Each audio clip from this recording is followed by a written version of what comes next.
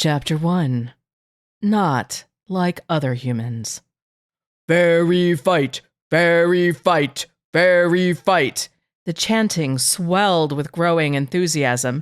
Fairy fight! Fairy fight! Fairy fight! It was actually a fairy duel. And these were hardly rare occurrences at the Sudden Dawn Inn, but they were favorites. Fairies dueled to settle all sorts of disputes, from who would lead the fairy folk to crimes of high treason, or, as in this case, who failed to pay last night's bar tab. Rain Hollysplash was evidently sick of Snow Dimple Creek's drinking and dashing, so it was a duel to the death. The two murderous Tinkerbells prepared to face off. Declan Wilde was just hefting a keg of beer up onto his right shoulder in the back room when the chanting began. He glanced through the open door as the two delicate-winged fairies, no taller than a foot-long ruler, took their places at each end of the onyx bar. Wands at the ready. Rain's wand glowed a bloody red, while Snow's was a pure white. Magic sparks poured down from their delicate bare feet onto the bar's surface as they took aim at one another. Rain, Snow, cut it out, Declan warned. His voice was low and dangerous. The fairies ignored him and his tone. Evidently, they were fueled by alcohol and unbridled rage. Ach, Declan, don't spoil our fun, Varhad Heavy Mace called out. Varhad put his well-worn boots up onto one of the scarred wooden tables that dotted the inn's barroom. The dwarf then took a great draught of his beer, smacking his lips together with satisfaction afterwards. He looked ready to enjoy a good duel. Let me guess, Varhad, you're the one behind this? Declan asked with a lifted eyebrow at the dwarf. Inciting violence in the dawn again? Lily already warned you about doing that once this week. Lily was Lily Snellgarden, a good-hearted halfling with a mighty laugh who worked with Declan on the heavier shifts at the dawn. This week, every shift was crowded as regulars and visitors alike poured into the inn to drink, talk, and make merry, as all awaited the arrival of the Sun King, Aquilin Fairlin. The Sun King was scheduled to turn up that very day to make Arius Palace the seat of the Raythe, or as they were colloquially known, the Sun Elves, empire. It would also mark the end of the 5-year war with the dread Leviathan. It was still hard for Declan to believe that 5 years ago, this town, Lightwell, or Tyrael, as the Sun Elves now called it, had been a simple suburb outside of Chicago, Illinois. Back then, nobody believed that elves, halflings, goblins, orcs, or the myriad other high fantasy beings that populated the world now were real, let alone that monsters made of darkness and fire like the Leviathan were. But then the rifts had opened between the human world and the Underdark. The first ones had appeared not 2 blocks away from where this inn now stood. And humanity had found a foe that it could not defeat. For only magic could slay monsters like the Leviathan, and humans possessed none. Humanity would have been wiped out if not for the Raythe revealing their existence and saving them. The Sun Elves had driven the Leviathan back into their nests deep in the Underdark. While rifts might still open now and again, and Leviathan would slither out to slay the unwary, the world was mostly peaceful, especially if one made their home in the Raythe cities with their protective magical domes. Only the separatists, who chose to dwell in the ruins of the human world, fell prey these days. But most of what little remained of humanity now lived alongside beings that had only been hinted at in fantasy stories, but who were quite real. As the ruined human world was slowly reclaimed by Raythe magic, it was harder for Declan to remember how things had been. Gorgeous fields of flowers, lush waves of grain, vast, impenetrable forests, or impossibly beautiful cities sprang up in the places where dreary malls, tract homes, or even hazardous waste dumps used to be. An elven palace now stood where his old cinderblock high school was once located. If only everyone who had lived when it had been Lightwell High School could have experienced the wonder of the Arius Palace. But no. Though the Raythe had come quickly as they could to defend humanity, it had not been fast enough to save many of them, especially in Lightwell. especially on Declan's old street or in Declan's old home, which was long gone. But Declan tried not to think of how things used to be and focused on the here and now. Even in his dreams, he didn't prowl the hallways of his old ranch home. He didn't imagine he heard the voice of his adopted mother calling him for breakfast, sweet crepes with crispy bacon, his favorites, or his adopted father urging him to go stargaze on the nearby hills, staying up until dawn nearly touched the horizon. No. Instead, he dreamed of dark towers deep under the earth. His mind offered him visions of a palace of black stone that rose impossibly high to brush vaulted cavern ceilings covered with glowing lichen that made the stone look like stars in a vast night sky.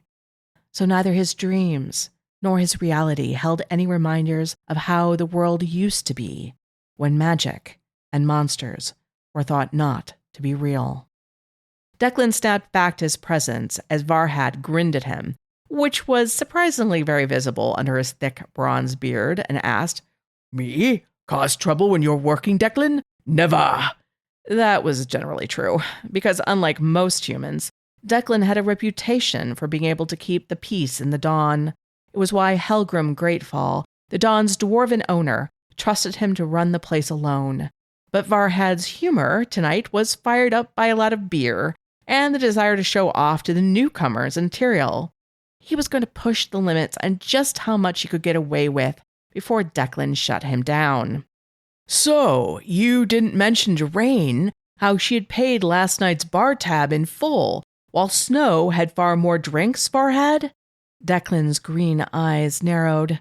"Ach, well, maybe, but that's just stating facts, that is, hardly inciting violence, though it might bloody well end in some good wand blasts." Varhad slurped more beer and watched the fairies eagerly. Declan would remember that look when it came time to settle the dwarf's own tab. There would be a little bit extra added on to remind Varhad that while fights were all well and good, they happened outside of the Dawn, where no crockery could get smashed or blood could stain the linen.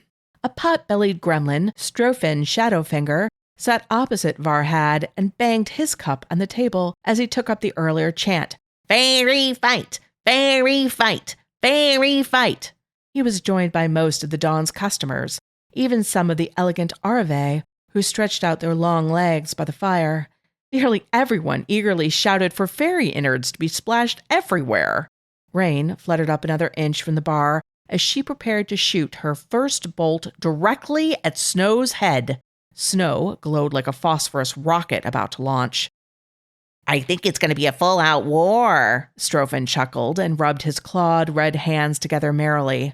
"Too bad you weren't here a fortnight ago when Rain transformed Snow into a puddle of sentient goo and lit her on fire. Now that was entertainment," Varhad chortled and wiped beer foam from his beard. "And don't you remember, Varhad, that all the wine went sour and the beer went flat in this place? Fairy magic kills alcohol." Finley West, Declan's best friend, called from his gaming table in the corner. Declan found himself grinning. His best friend might be deep in planning the final act of his year-long homebrew Dungeons & Dragons campaign, but Finley had Declan's back. It had always been that way between them from the moment they met. 5th grade, a group of bullies, Finley's glasses snapped in two, and Declan using his fists when Finley's logical and measured words had failed to work. Declan gave a brief nod to indicate his thanks. His best friend nodded back, but did not fully return his attention to the piles of journals around him, as he clearly saw the situation was not calming down. The journals contained the rules of the game Finley had created and dungeon mastered, or DM'd, for a surprisingly growing number of people almost every night of the week at the Dawn. And the gamers weren't humans who desperately needed their pretend power fantasies now more than ever, but the high fantasy beings who seemed to delight most of all in Finley's storytelling and the accuracy of the stats for each of their races. "Oh, well," Varhad stroked his beard in contemplation of the destruction of that much precious alcohol. But then he laughed. "That won't happen this time. I'm sure Helgrim will appreciate your certainty about his alcohol." Finley shook his blonde head. The lenses of his round, wire-rimmed glasses flashed with reflected firelight as he did so. Helgrim might hold no official position of power among the dwarves or other high fantasy beings, but all respected him. And they feared him a little too, especially when he gave anyone that 1,000-yard fiery stare of his. "But Helgrim's not here tonight, is he, Finley? He's buying more alcohol and food for the Sun King's arrival," Snaglack pointed out with a childlike innocence that hardly fit his 7-foot 2-inch gray-skinned, massive orc frame. Snaglack was sitting beside Finley, allegedly helping Declan's best friend get ready for the final fight he was DMing the next night. But in reality, he was keeping an eye on Finley for Declan. Though most of the high fantasy beings ignored humans, if they thought of them much at all, some were outwardly hostile, and Declan wanted nothing to happen to his bookish best friend while he was pulling beers behind the bar if one of those bastards decided to give Finley a hard time. Finley sighed audibly and pinched the top of his nose at the orc's failure to understand his point. "No, he's not, Snaglack." "Oh, so there's no one in charge, then?" Strofin's beady black eyes narrowed. Declan is. Declan's in charge," Finley cried out, affronted on Declan's behalf. Declan did not respond, but he watched the goblin speculatively. Was he going to be trouble? Even Varhad shifted a little uneasily in his seat as his eyes flickered between Strofin and Declan. Varhad was irregular and knew that Declan wasn't like other humans. "Ach, well, Declan's only trying to save the booze there. But the fairies won't make it all go bad." Varhad chuckled a little uneasily. "Definitely not all of it." Snaglack guzzled the remainder of his beer. He patted his rock-hard stomach. "Safe as could be in here." "But you're not thinking about your next mug, Snaglack," Finley pointed out to the orc. "And what about the one after that? Or the one even after that? Or are you done drinking for the next week? That's how much alcohol will go sour if this goes on." Next week?" Snaglack's gray-skinned face fell as he stared down at his empty mug. "Declan, stop those fairies!" But Strofin had the virtual chorus going on again with "Fairy fight! Fairy fight! Fairy fight!" Declan grunted in disbelief that the customers would encourage such violence. At least such violence against the alcohol. He knew well enough that the patrons would be happy to see Snow and Rain both carted out of there, unconscious or worse. But ruining good beer and wine? They truly must be bored to suggest it. Evidently, the Sun King could not come soon enough to his new home. But the fairies were already committed, even without the egging on. Their magical bolts burst out of their wands with a high whine like the sound of twin bottle rockets as the bolts raced along the bar. Declan moved from the back room to the bar so quickly that to those who watched, it was as if between one blink and the next, he had teleported. He slammed the metal keg down on the onyx slab between the fairies. The keg was laced with silver. It made the beer taste better, according to Helgrim. But more importantly, in this situation, silver had the ability to repel fairy magic. The bolts impacted the keg and reflected them right back at Rain and Snow. With a squeal of unwelcome surprise, the two feuding fairies were struck by their own magic. Red electrical light sizzled over Rain's slender limbs, while Snow was covered in an ever-spreading sheet of ice. Both landed on the bar with a thunk. They were still alive, but Declan wondered if they'd wish otherwise when Helgrim found out he'd had to use the special honey brew to stop their duel. It was likely both flat and sour after being struck with their magic, regardless of the silver's reflective properties. Yet one keg lost was better than every keg lost. Declan peeled the unconscious fairies off the bar and put them in a birdcage that had been adapted into a fairy jail. It was a rare night when it wasn't filled with half a dozen of the winged beings. There had been a lot of disputes about bar tabs these days. "Oh, over before it began," Varhad grumped. Declan turned narrow green eyes upon the dwarf, who quickly hid his face in his beer mug. Helgrim was not the only one at the Dawn who was known to have a dangerous stare. Strofin snorted in disgust. "Why are you letting him intimidate you, Varhad? He's just a human, after all." "Yep, definitely trouble," Declan thought. Varhad made a frantic movement for Strofin to shut up. "Strofin, let's not go there with—" "Please, what is the human going to do about it? They're slow, weak, and easily killed. No magic either. Without the Arve protecting them, they'd all be dead. Strophin spoke loudly enough so that everyone could hear. The Leviathan would have drained them to dust. Maybe they should have. For a moment, Declan remembered the sudden and unexpected dawn that had spread like golden fire over the streets and houses of Lightwell that had marked the arrival of the Sun King and his army. He could still feel the pain of that light on his exposed skin. For a moment back then, he'd feared he would have been burned away, just as the Leviathan had been by those deadly rays. But then, the light had subsided like the retreating of the sea at low tide, and as his eyes had adjusted, he'd been able to see the Sun King on the horizon, sitting astride a white horse, golden hair blowing in the wind, silver armor flashing with magic limning his hands, and the sword he had raised into the air. Declan had never forgotten that moment. It had both seemed like a miracle and the end of the world. And in a way, it had been both. Declan's not like other humans, Varhad began, even as his eyes were flickering from Declan to the goblin, as if measuring the space between them. Not that humans are bad or anything, they're just a drain on the economy, Strophin continued with disgust. They're pets, but they want to pretend to be our equals. It's pathetic, really. And now one of them stops our fun. Who does he think he is? These were familiar, hateful words, so they barely registered to Declan as a personal affront any longer. Yet he knew that the more people were allowed to say such things without consequences, the more others would follow through on those words with violence, and that would put humans like his best friend in greater danger than they were of Leviathan attack. So Declan never let such words pass. Declan smoothly launched himself over the bar and approached their table.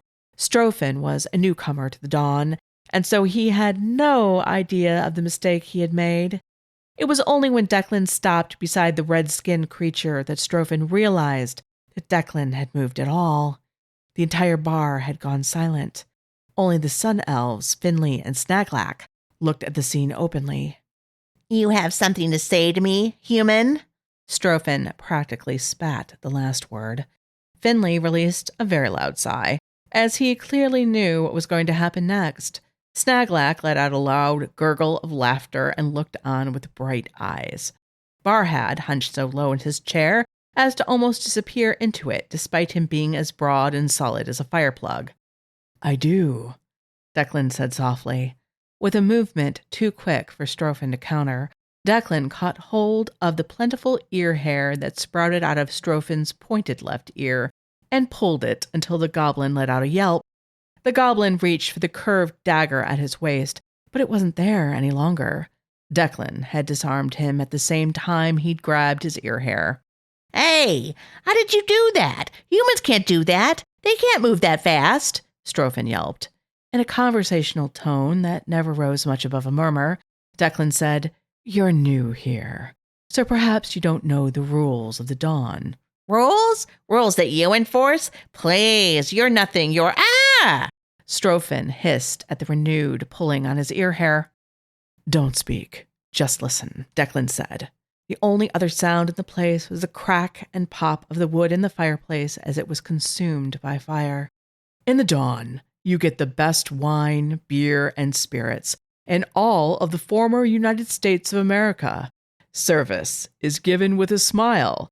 You pay your bar tab at the end of the night with a generous tip. Thank you very much. Strophin's large black eyes grew larger as Declan expertly spun his dagger between the fingers of one hand, very near the goblin's face.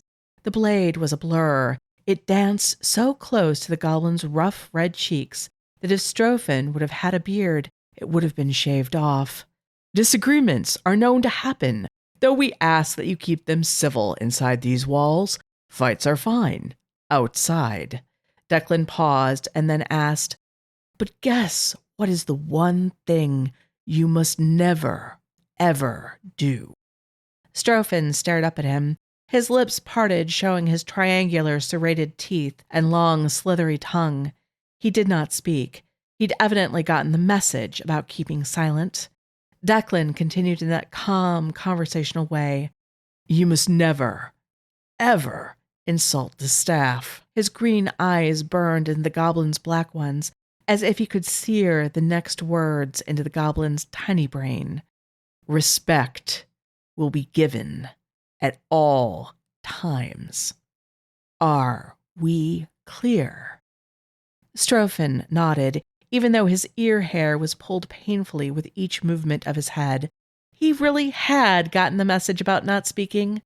Declan spun the curved blade one last time before he slammed the tip of it into the table's already scarred surface. 2 inches of the blade were swallowed by the wood. The goblin would have a hard time prying it out of there. Strophen swallowed. Declan released the goblin's ear hair and picked up his empty cup. Would you like a refill? Brandy, wasn't it? Declan asked. Strophen nodded briskly. Declan was certain that Strophen wouldn't say another word about humans, racist or otherwise, ever again, which meant that Finley was safer. He supposed other humans were too, but it was Finley that mattered to him. So if putting bastards like Strophen in their place needed to be done 100 times, 1,000 times, or even more, he'd do it, gladly, even if it revealed just how different he was from everyone else. No problem, coming right up, Declan told him as he headed back to the bar. No problem, coming right up, Declan told him as he headed back to the bar. He heard Varhad mutter to Strophen, I told you Declan isn't like other humans. He's dangerous. My first job was working at a pizzeria. And for those of you who have ever served hungry people, well, none of us are at our best when we're hangry. And can we just say that my manager had to dodge a pan pizza that a woman in a full mink coat chucked at her because it was 10 minutes late? Yeah, the woman came back the next week as if nothing had happened. Needless to say, when you work in hospitality, you get all sorts. I wanted to capture both the craziness and the coziness of those kinds of jobs at the Dawn. So I was thrilled when one of the Raythe members who read this first chapter found it mirrored their own experience in hospitality. They said, "This is awesome," and as a hospitality worker, pretty on par. I remember when patrons got too drunk, we would get a bag of ice and a broken pool cue to smash it up while smiling pleasantly at the overzealous patrons and ask how we could help them. Worked like a charm. I love this so far. So have you worked in hospitality? Do you have any crazy stories you can share in the comments? Like, have you had to do the Declan thing? Maybe not with a dagger or a pool cue and some ice, but you know what I mean. Definitely let me know in the comments. I want to hear all my fellow hospitality workers pipe in here. And remember, there are 4 more chapters to come this week alone because I don't want to make you wait, and I can't wait to hear what you have to say. So be sure to like the video and subscribe to the channel so that you won't miss the next installment. See you tomorrow. Chapter 2. Wrong is Right. Finley West tapped his pen against the open journal laid out on the table before him. It contained his notes for the final battle at the end of his current D&D campaign, where his players would face off against the Big Bad. Only they would discover that it was not Ikit Griefinger the Ghoul who was behind the nefarious plot to take over the Adamantine Empire, but another, far more powerful and dangerous foe, Zelroth Vex, the Night King. But Finley wasn't obsessing, as he usually did, on getting the lore just right, even though the Night King had in fact existed, and, according to some, still might. What worried him was his best friend. Something was wrong with Declan. Except wrong wasn't exactly the correct word, because, depending on how one looked at it, some would say there was too much right with Declan too. Watching Declan put the obnoxious, human-hating goblin in his place with such style and ease wasn't unusual. Unfortunately, there had been many times that Declan had to step in when certain high fantasy beings decided to spew their vile thoughts about humanity being useless or worse. The thing was that Declan was too good at dealing with it. Too strong, too fast, too everything. For a human, anyway. Not that Declan's abilities surprised Finley.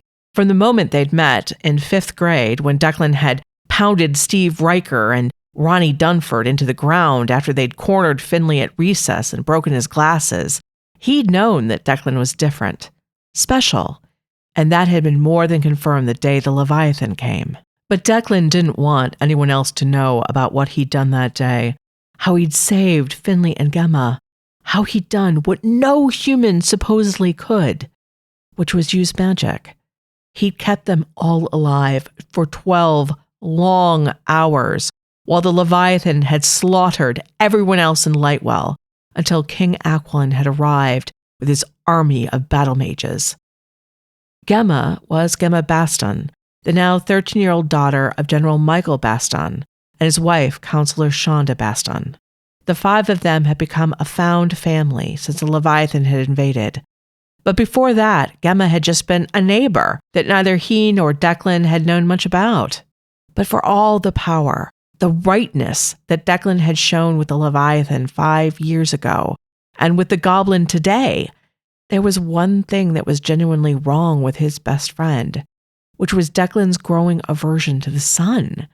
More than an aversion, sunlight made his friend deathly ill. Finley and Declan had walked the dawn together that afternoon. This was a far earlier shift for Declan than normal, but his co-worker, Lily, couldn't work, and Helgrim needed someone to cover for her. Finley had so much preparation to do for the final battle of his game that he'd offer to walk over with Declan and plan at the dawn instead of their house. The moment that they had stepped outside their door and the sunlight had hit his best friend for the first time in ages, it had occurred to Finley that he hadn't seen Declan out in daylight in almost a year. Declan usually worked nights at the dawn. He usually slept all day, keeping his bedroom shrouded in darkness with blackout shades until the sun was well below the horizon. Even on his days off, he and Declan hung out exclusively at night, prowling Lightwell's beautiful avenues, checking out the construction of the Arius Palace, or strolling under the moonlight-dappled trees of the fairy-filled forest that surround the city. You know, Declan, this is the first time I've seen you in daylight in ages. Finley had laughed. But then Declan had swayed, as if he were going to pass out. Finley had shot out a hand to steady him. Whoa there, are you okay? Yeah, fine. Declan answered weakly, not sounding okay at all. His best friend frantically tugged the deep hood of his black jacket up to fully cover his head and face before pulling the sleeves of his jacket over his hands. It's just really, really bright out here. Don't you think it's bright? Almost blinding. Finley frowned as he cast a glance up at the sky that was scudded with clouds. It'd been raining earlier that morning. It's actually a little overcast, but it's so bright, Declan repeated, almost as if the word itself caused him pain. He fumbled with his sunglasses and shoved them on his face. How can you even see? My eyes are watering, stinging. God, it's so bright. For a moment, Finley had thought Declan might retreat back into the house. Declan looked over his shoulder at the doorway once more, swaying.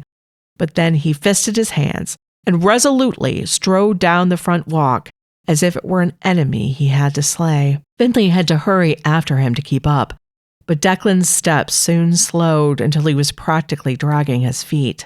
His shoulders hunched, and he'd begun to shiver as if feverish. Declan, seriously, are you okay? Finley's voice sounded tight to his own ears as alarm built in him. What's wrong? Are you getting sick? Maybe we should go home. I'll let Helgrim know you're too ill to work and— No! Helgrim needs me. I just need to get inside the dawn. Declan was rarely sick. In fact, he hadn't been ill in a decade. But now he looked like he was dying, white-faced, shaking, hardly able to walk. Finley's heart was in his throat. Few human doctors had survived the war with Leviathan, but the Sun Elves had menders whose magic could cure most illnesses, even cancers that had been deadly before. Did Declan need one of those? They never required a mender's services, but there was one nearby, just 2 streets over if he recalled correctly. Here, put your arm over my shoulders. We're almost at the dawn, Finley offered. We'll get you inside and I'll find a mender. No. Declan's voice was surprisingly strong and definite. What? But Declan, something is really wrong. No. Just get me inside and I'll be fine. Please, Finley. The last was the closest to begging that Finley had ever heard Declan do. Okay, but if you don't get better, I'm getting someone. All right, but I will be okay. Just need to get out of this accursed light. Finley ended up lifting Declan's arm over his shoulders and partially carrying his best friend into the dawn. As soon as the door closed and the sun's rays were extinguished, his best friend gave out a sob of relief. Help me to the chair over there.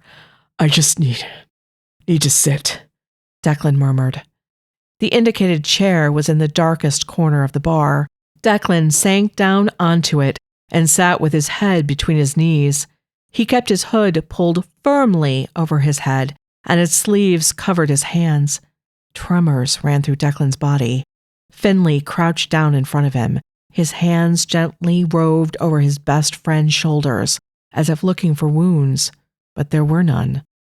Declan, I really think I should get a mender. No. Finley, no. Declan whispered hoarsely. I'll be all right. Just give me a minute. Was the trembling slowing down? Yes. Declan's breathing was a little better, too. Finley's own heart was still racing, but he swallowed down the acrid and bitter taste of fear that had flooded his mouth. Declan would be okay. He would. You're not going to lose him. He's just a little sick, that's all. You're panicking because of the war. After all these years, Declan looking the least bit ill sends you into a tizzy, which is ridiculous. He doesn't need that. He needs you to be calm. Finley scolded himself internally. Let me get you some water, Finley offered, making his voice sound impassive. Would that help? Declan nodded. Please. Finley raced over to the bar and, with shaking hands, he filled a glass with cool water. He brought that over to Declan. His best friend took the glass in both hands, but still slopped some of the liquid over the sides before he was able to drink half of it down in one go. Finley bit his inner cheek, trying to hold his panic back. Things were safer than they'd ever been since the Leviathan invaded, but his emotions were more fragile than he thought. He'll be fine. He's always fine. And I can convince him to see a mender if he isn't. Nothing is going to happen to Declan. I won't let it. Do you remember that day at the lake? Declan asked him after finishing the water and refusing Finley's offer of more. Lake? It took Finley a moment to remember the last time they'd been at the lake. The lake was outside of the protective dome, so going there at night was unwise at best, and that was the only time they'd have gone there since the invasion. But then he cast his mind back farther. When we were 12? Yes, I got so sick, remember? And my parents wouldn't take me to the doctor, though you wanted them to. Declan's breathing was coming much more evenly now, but he was still curled into an almost protective ball, twitching away even from the lamplight. Finley's brow furrowed, but he finally nodded. I remember. We were at the lake all day. I had no idea you'd gotten sun poisoning because you didn't look burned or even tan. In fact, Declan's skin had remained as pale as always, but when they'd gotten back to Declan's house that night, his best friend had started to sweat and shake profusely, much like he had on the walk over to the dawn. Then he had fallen into a feverish, half-dazed state, thrashing on the bed. Finley had called for Declan's parents in a panic. He needs a doctor, or the hospital, Finley had cried out. But Declan's parents, while they had reacted swiftly with cold compresses and ice water, hadn't whisked Declan to the hospital. In fact, they'd been dead set against it. Their faces showed grim determination. No, Finley, they couldn't do anything for him that we can't do here, Declan's mother Alexia had said firmly. tucking a blanket around her shivering and sweating son. Finley could think of dozens of things a doctor or hospital could do, but she continued, "He just needs fluids and rest."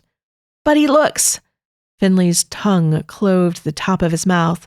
"Looks like death," he'd wanted to say, but couldn't form the words. "It's just sun poisoning," Declan's father Tyler added as he placed a cool compress on Declan's forehead that stopped his best friend's thrashing. "Declan will be fine by tomorrow." And Declan had been fine the next day, almost as if it had never happened. But he'd never spent that much time in the sun like that again. He'd go to the lake, but wear long sleeves and sit in the shade. He would only go swimming when the sun was nearly down or fully extinguished. "Do you think you might have sun poisoning again, Declan?" Finley asked as he pulled himself out of the memory. Yet even as he asked it, he knew that sun poisoning would have taken much longer to occur. The walk from their home to the dawn had taken only 15 minutes, not to mention that Declan had been mostly covered up for all of it. So it was impossible for Declan to be sick from that. Yet the symptoms were eerily similar. "It felt like that, but it happened too fast." Declan echoed Finley's earlier thought. "But I wonder." "Wonder?" Declan rubbed his hands over his thighs. He straightened up in the chair, apparently recovered, which had a whoosh of air leaving Finley's lips and the panicky vise around his chest easing. Declan explained, "After you went home that night, I overheard my parents talking. They thought I was asleep. Despite what they said to you, they were really scared about me.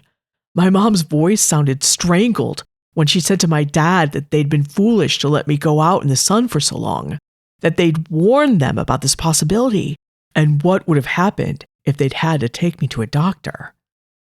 "Warned? Who warned them and why?" Finley pieced together. Declan's teeth raked over his lower lip, as if he wasn't sure he wanted to say what he did next. "Yeah, someone told them that too much sunlight wouldn't be good for me. As to who, I got the impression that it was the people they adopted me from." "From the Ukrainian orphanage?" Finley blinked in confusion. His best friend had been adopted from a Ukrainian orphanage when he was 10 years old. Declan's birth parents had died in a car crash, and neither had any living relatives, so Declan had been sent to a cheerless, desperate institution. Declan had told him he had no memories of that time, or his life before then whatsoever. Alexia and Tyler had adopted Declan and brought him back to Lightwell. Declan's adoption was also why he hadn't gone to public school for the first year they'd had him, wanting to teach him English and acclimatize him to life in America. Declan bobbed his head in assent. "Maybe I showed sun sensitivity before they adopted me. I've never liked the sun that much. The night is better." Finley's forehead furrowed. "Why were they worried about taking you to a doctor?" Declan shrugged. "They were always freaked out about even taking me to get my shots for school." Finley's confusion grew. "So they never talked to a doctor about your sun sensitivity?" "No, they kept doctor's visits as short and to the point as possible." "Well, that is strange and unfortunate. You could have been diagnosed by now if they had." Finley tapped his lower lip as he considered what might be causing his best friend distress. Xeroderma pigmentosum is a genetic disease where ultraviolet rays can cause massive harm, but you would have had much worse symptoms than you've had if you had that. I mean, even certain kinds of light bulbs can hurt someone with XP. There's also something called sun lupus, but that results in a skin rash. Of course you know all of this off the top of your head. Declan smiled at him. Finley shrugged this time. "I read something once and I can't forget it. You know how I am." "I do, and I'm glad for it. But I don't think I have either of those diseases," Declan said. "Likely not, but maybe it's another kind of disease." Declan grimaced. "It doesn't feel like a disease." He shook his head. "I can't explain it." "That's even more of a reason to get you to a mender," Finley suggested gently. "The menders can cure practically anything." Declan stared at him steadily. "How do you think the sun elves will react to someone getting sick from sunlight? Finley lifted an eyebrow. I would imagine they would have considerable sympathy. We can't sunbathe half as much as they do without risking skin cancer, even with them repairing the ozone layer. So they already pity us. To know someone gets sick from the light would make them eager to find a cure. Weren't you telling me last night about how their ancient foe, the Kindrith or night elves, get sick from exposure to sunlight? Declan pressed. True, but you aren't a night elf by a long shot. Finley shook his head and smiled. No red eyes or white hair that I can see unless you've been doing a really good dye job and have colored contacts I don't know about. The Kindrith, ruled by the dread King Vex, were known to have those two very distinctive physical features: hair colored a silvery white and eyes like glowing red rubies. With Declan's green eyes and black hair, he definitely wouldn't be mistaken for one. Declan lowered his head. All I'm saying is that people who draw their power from the sun might wonder about someone who is harmed by it. Especially after... Declan clenched his teeth for a moment before continuing. Especially after what happened here when the Leviathan broke through. People still ask questions. They still talk about it. They wonder. People did wonder how the three of them had survived when no one else had. Michael and Shonda had only survived because they'd been away in Washington, D.C. when the invasion had started. Gemma had an aunt staying with her while they were away. Her aunt had not survived. They'd been too late to save her. You were a hero. You were amazing. You proved that humans have magic, Declan, Finley breathed. Declan's green eyes flickered around the bar, trying to make sure that no one overheard them, especially not that last part. Finley sought to hide his exasperation at Declan's desire for secrecy about this. His best friend acted like what he'd done was shameful rather than miraculous. Magic was looked upon as something that elevated a species. To not have it when so many other high fantasy beings did was to be considered lesser, just like that goblin had said about humans. What I did wasn't magical, Finley, Declan insisted. It was! Only you would think that. The Arave wouldn't. Declan sounded so certain, so firm. Finley swallowed down the arguments he'd made many times in the past. Declan had never budged on his belief that what he'd done in saving them needed to be kept secret at any cost, or dire things would occur. They'd managed to keep that secret for 5 years, but every time Declan did something like take down nearly half a dozen orcs by himself in a bar fight, or disarm a goblin, people started wondering about the past all over again. Would Declan's secret be able to be kept forever? Declan touched Finley's arm. There was a gentle smile on his lips. You will be the first human to wield magic that the world will know about. You are the shining star we need. Not me. You. And that will be better for everyone. Finley, what are you thinking about? Snaglack asked, breaking Finley out of his musings. Snaglack's black eyes were flickering from the bottom of his almost empty mug to Finley's face. You thirsty? Finley shook himself and focused on the present again. Like everyone else, Snaglack didn't know the truth about Declan's specialness either, despite having seen evidence of it when his best friend had taken out Snaglack's clan in the most spectacular bar fight ever. So he lied. Oh, about the game, of course. I've got to get the Night King just right. Believable, you know? Snaglack gave him one of those strangely innocent looks for a being who spent most of his life pulverizing his enemies into a fine paste. If it's fun to kill, it won't matter. Finley blinked behind his large, round glasses. Oh, they won't be killing King Vex. He's going to be a big part of the next campaign. Snaglack's brows beetled together. But I thought the game was over. Big battle, lots of blood, tons of treasure. Everyone cheers. Well, yes and no. Finley struggled to explain the concept of a cliffhanger to the orc. The whole idea is that this part of the adventure is finished, but there's another adventure, a bigger one, just waiting for them if they choose to go forward. Oh, so they come back for more? Give Finley more money to tell stories where they go smash. Snaglak grinned. Finley's lips curled into a smile. That's exactly it, Snaglak. You hit the nail on the head. I would kill the nail, Snaglak muttered.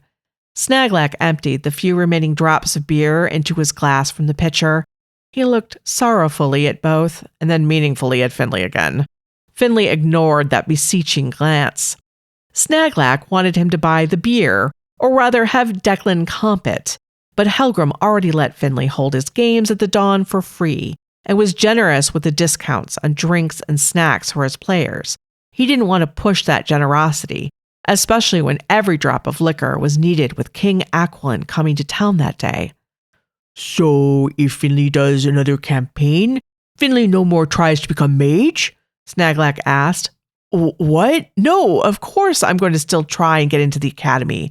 I don't study all this lore just for the games, but for the admissions test too, Finley protested. In truth, the D&D games had come out of his study of the lore for the admissions test at Tarrant Academy of Magic and the Arcane Arts. Though Michael and Shonda would have happily taken care of all his and Declan's wants and needs with their salaries as council members, and there was, of course, the stipends given to every human by the Empire, both he and Declan had wanted to contribute and be independent. They were not a drain on the economy, as that stupid goblin had said. Not that there were a lot of jobs for humans. It was only because Declan was so unusually capable that he'd even got work as a bartender. So while Finley had been studying for the admissions test, he'd realized he could use that knowledge to make some money too by staging role-playing games. At first, it had only been a few regulars at the Dawn who had agreed to give him a couple of coins to play.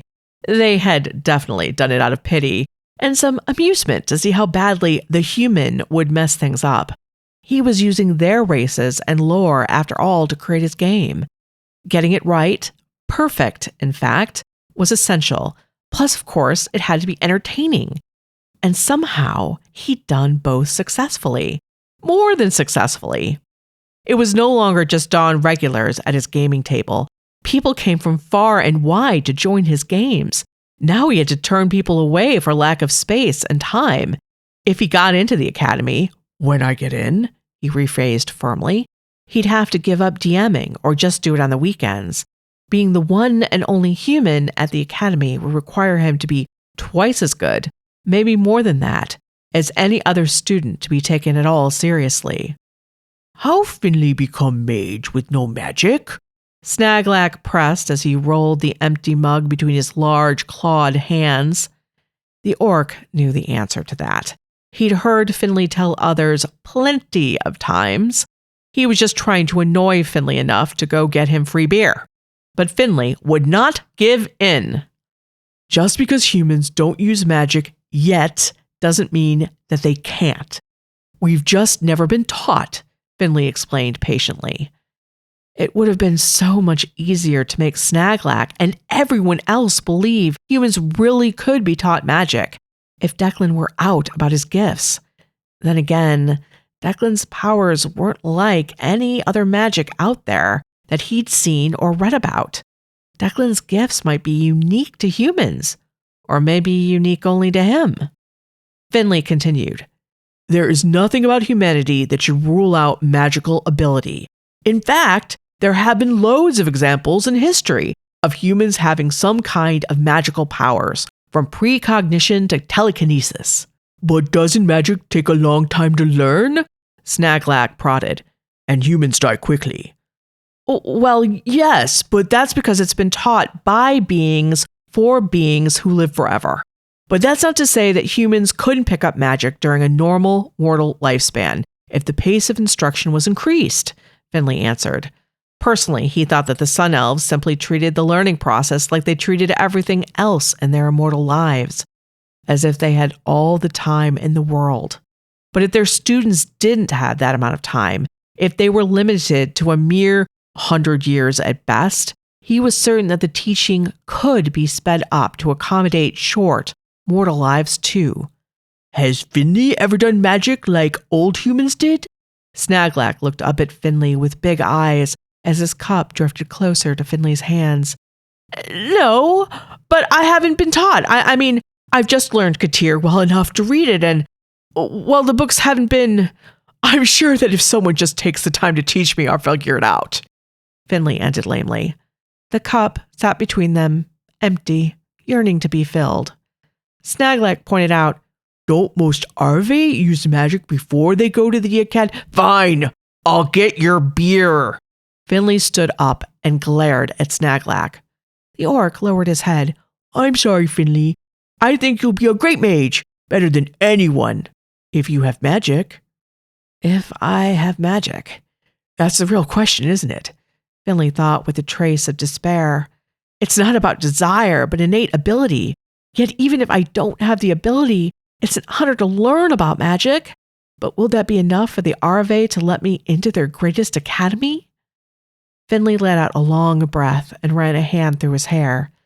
It's okay, Snaglak. You're just saying out loud what everyone else only thinks, but is too polite to say.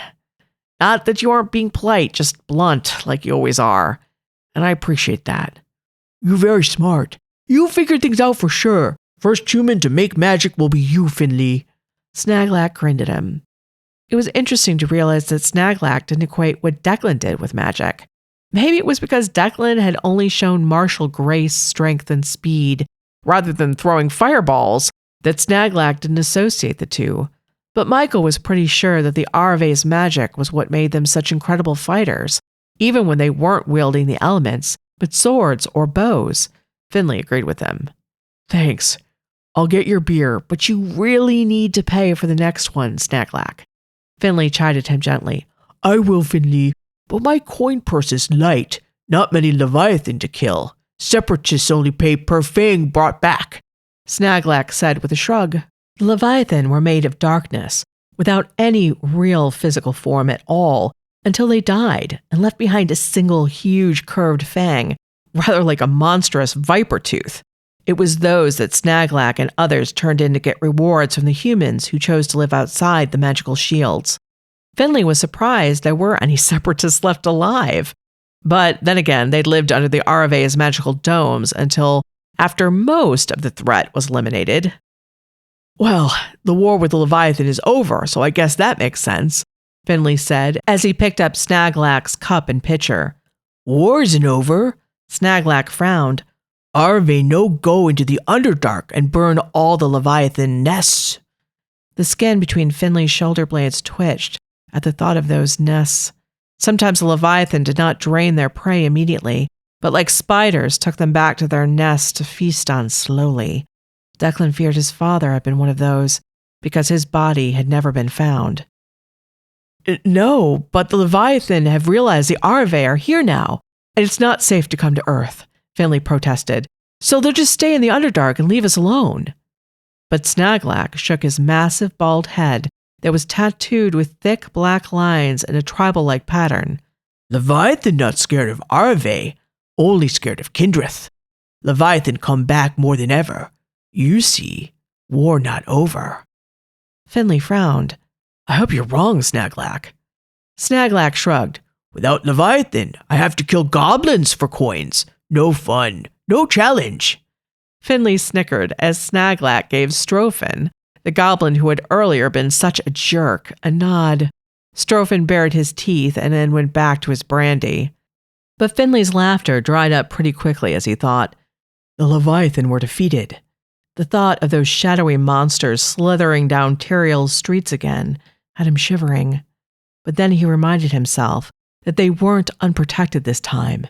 If they try to conquer Earth again, Declan may have to reveal what he can do for all to see. So, you've met Declan, and now you've met Finley. But let me guess who your favorite character is. It's Snaglak. It's totally Snaglak. Sometimes the side characters just rock. When I first began writing, I kept forgetting to give my main characters actual lives outside of their romantic partner. It was like they had just walked onto the scene without family, friends, jobs, interests, or anything. It was basically like, here we are. It's just this person. They have nothing else. But now I admit I love me some side characters. Some of them have even become main characters in my other works, like, for example, Elgar in Everdark. Anyway, still, the amount of Snaglack love I got in the comments for this chapter at Raythe surprised me. A member wrote, "I love Finley, but I love Snaglack.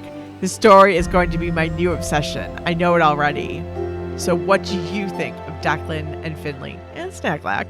I would love to be a person of action like Declan, but I admit I'm more a D&D master like Finley, though probably not as smart. More like Snaglack smart.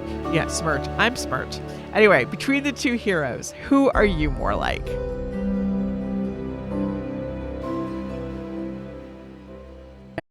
Chapter 3: The Return of the King.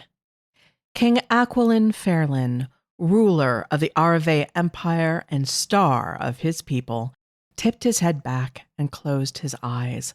Sunlight rained down upon him. Its warmth caressed the bare skin on his face and neck. The rest of him was thoroughly covered, from his golden breastplate to the matching pauldrons, gauntlets, and greaves, not to mention the enchanting flowing white shirt and crimson cloak. The armor was heavy. It was also very hot and uncomfortable and not even practical. This armor wasn't for protection. There was nothing and no one that could harm him here under the blazing afternoon sun anyway. It was purely for pomp and circumstance. He was to look appropriately kingly on his way to the Arius Palace. I am no longer a king at war. I'm a king at peace, and I need to look the part. At least, that's what his elder brother Veslin had suggested. He enjoyed fine clothes, but he longed mostly to be cool at this moment. But this outfit was a concession he'd made to Veslin in exchange for there being no parade waiting for him upon his arrival in Tyrael. Do I even deserve a parade? He grimaced and tried to shake that thought away. What if the war was all my fault? His chest felt tight, as now that the exigencies of the war were no longer occupying his every waking thought, and the old guilt was starting to fester and grow again. Raythe was sure that he wasn't to blame, but Aquilin didn't believe in coincidences. Yet how could he have known that the slaying of their ancient enemy on his own soil would cause any danger to mortals planes away? But ignorance had never saved anyone from consequences. His lips pressed tightly together. It had been easier to push this feeling away when he'd had a battle the next day, but now, peaceful days and nights spread out before him like an unending bolt of gray cloth. He would have to find a way to distract himself by making things better for the newest people, the humans, to join the Empire. But could one ever make up for the near extinction of a species? He let his magical senses spread out all around him. Thankfully, he sensed only wildlife and a lone farmer in a far field. No crowds. Even though Veslin had agreed to no formal parade, Aquilin wouldn't have been surprised if people had accidentally found out about his location, lined the sides of the road, waved at him, threw flowers at his feet, and praised his name. Because of that possibility, he'd been purposefully vague about when and where he was going to arrive, just to make sure that such an accident wouldn't happen. There would be a grand party at some point to welcome him to his new home, but it would, thankfully, not be today. He adored a good party, but this homecoming was a mixed bag for him. He loosened his already light grip on his horse Orendiel's reins, so that even the backs of his fingers were touched by the sun's golden rays. The sunlight caused him to see orange and red fires behind his eyelids. From the sun, his people got their colloquial name of the Sun Elves, and he obtained his greatest power to create and destroy. And hopefully now, just to create. The war is over, he reminded himself again. The enemy is vanquished, destruction is done. Nude picnic, his best friend, Lord Raythe Nares, suddenly muttered, interrupting his thoughts. What? Aquilin's eyelids shot open as he turned his head towards his riding companion. What? Raythe feigned innocence. Really, Raythe? Aquilin lifted an eyebrow, before he dropped his voice so that their third riding companion, his niece, Lady Elisha Fairlin, didn't hear him and repeated, "Nude picnic."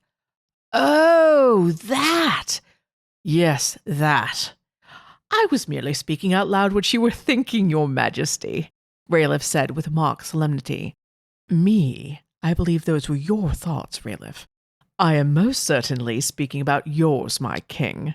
Raylegh's tone was semi-serious despite the topic. "You've been gazing around at these fields of wildflowers and thinking that we should gallop into them, strip off our armor, fling ourselves in the most fragrant patch of flowers we can find, and then have a nude picnic." Acklin's voice was dry as he responded, "My eyes were closed." "Only just now. You were thinking this before you shut them." Raythe nodded sagely. "And when you closed your eyes, you were imagining how pleasant a nude picnic would be." "I see." Acklin's lips twitched. "Do you have wine? It cannot be a picnic, nude or otherwise, without wine." Raythe reached into his saddlebags and produced a wineskin with a broad smile. "Food?" Acklin questioned. Raythe patted the other side of his saddlebags. "Cheese, bread, dried meat, and apples. Not to mention, I've seen quite a bit of small game around here. I'm sure I could rustle up something for us to eat if what I have does not satisfy." "Nude hunting," Acklin chuckled. "Nude cooking. Nude everything. But even without the hunting, we have more than enough in my saddlebags for a picnic right now." Raythe offered the wineskin to Acklin, who took a mouthful. The wine was crisp and clean. It was a particular kind of stony white wine called Chelios that Raythe was very fond of. His best friend had spelled the wine so that it remained perfectly chilled. Maybe Acklin should do that to his armor. The war was over. It wouldn't be wasting magic now to cast such a spell, and it would make the ride that much more comfortable. He let his magic stir within him, and a wave of frosty air swept over his skin, which immediately dried the sweat that had been running down his spine and collecting behind his knees and at his elbows. He let out a sigh of pleasure and took another mouthful of wine. There were definitely some benefits to peace. "I'm surprised you have any of the Chelios left, Raythe. In fact, I don't know how you managed to always have a supply wherever we were during the war." Acklin laughed as he handed the much lighter wineskin back. "I'm always prepared." Raythe flashed him one of his irrepressible grins. "So what about it, my king? Shall we have a nude picnic?" A thrill went through Acklin. A picnic would delay their arrival to Tyrael for a few hours. Maybe he could even stretch it out to an overnight camping trip in these flower-filled fields. Getting to Tyrael tomorrow would surely be soon enough. He could still pretend they were on the road, that the weight of the aftermath would not fall on his shoulders like anvils the moment they arrived in Tyrael. Acklin smiled broadly. "I would not be adverse." "Father is expecting you at the Arias Palace tonight, Uncle. We've already been delayed by your interesting choice to come through the Selenar Gate rather than the Tyrael one. So, no nude picnics today." Lady Elisha broke in without taking her eyes off the white stone road in front of them. "We do not have the time." "I did not realize you heard all that, Elisha," Acklin murmured. "Nor that you noticed I chose the gate that was farthest away from the palace," he added silently. "You mean you hoped I didn't hear all that?" She smiled. "Perhaps you are right," he smiled back. She nodded in amusement. She had their family's honey-colored hair, though she kept hers cut short to her skull, which had her long, pointed ears poking out prominently on either side of her skull. She was built solidly along the lines of her twin brother Darkassin. That had bothered her for a time, he knew, but now she seemed to relish her powerful frame. "What does the king have to do at the palace, dear lady?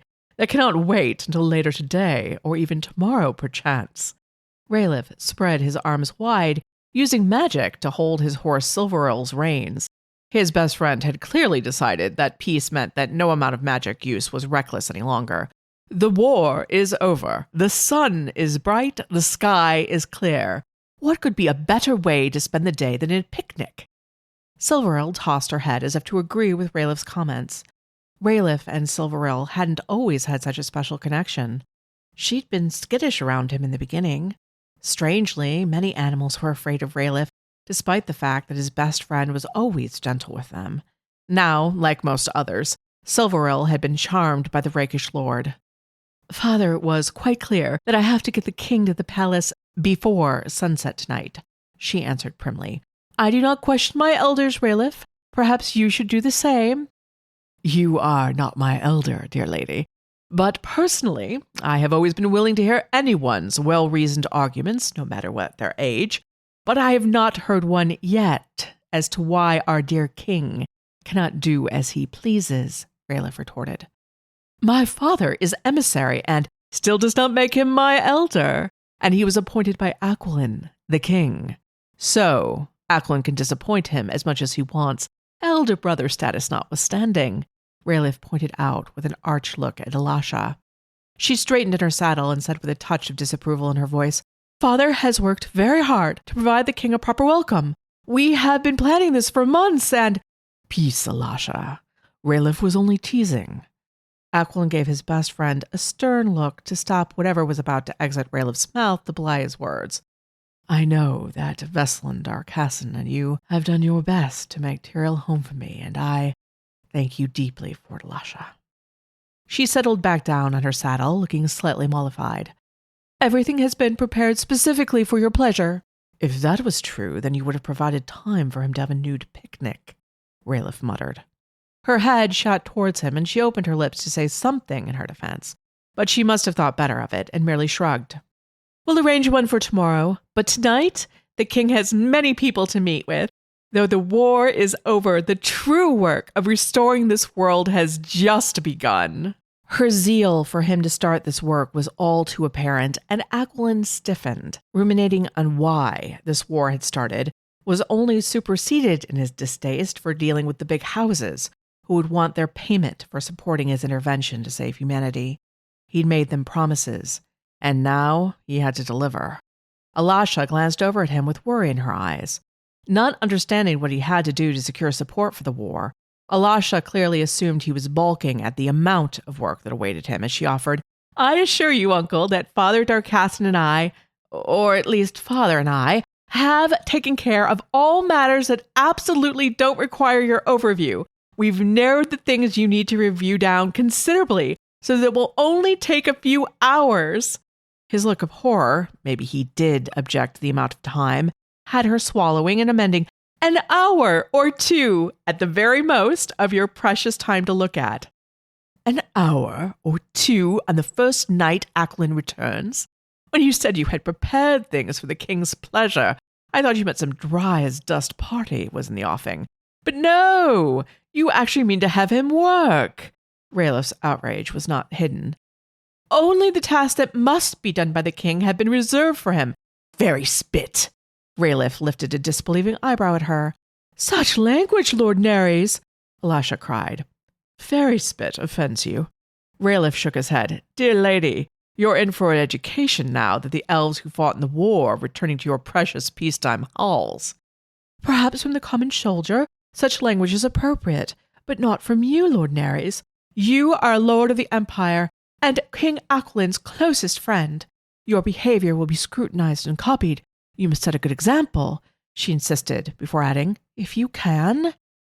Then fairy spit will be used by every courtier in the realm. Raythe turned to Aquilin before Elisha could object.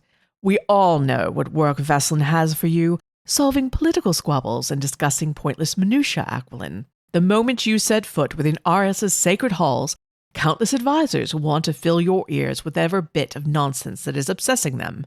Aquilin's lips twitched. This was undoubtedly true, and there was no one better at arranging those meetings than Veslin. But there was also no one better at getting him out of those meetings than Raythe.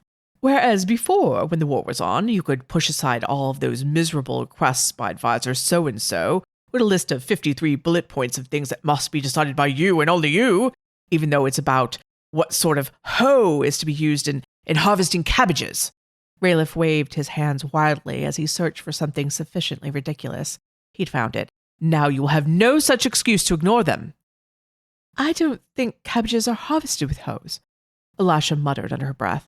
I admit I am not an expert on harvesting cabbages, but neither, I dare say, is our dear king.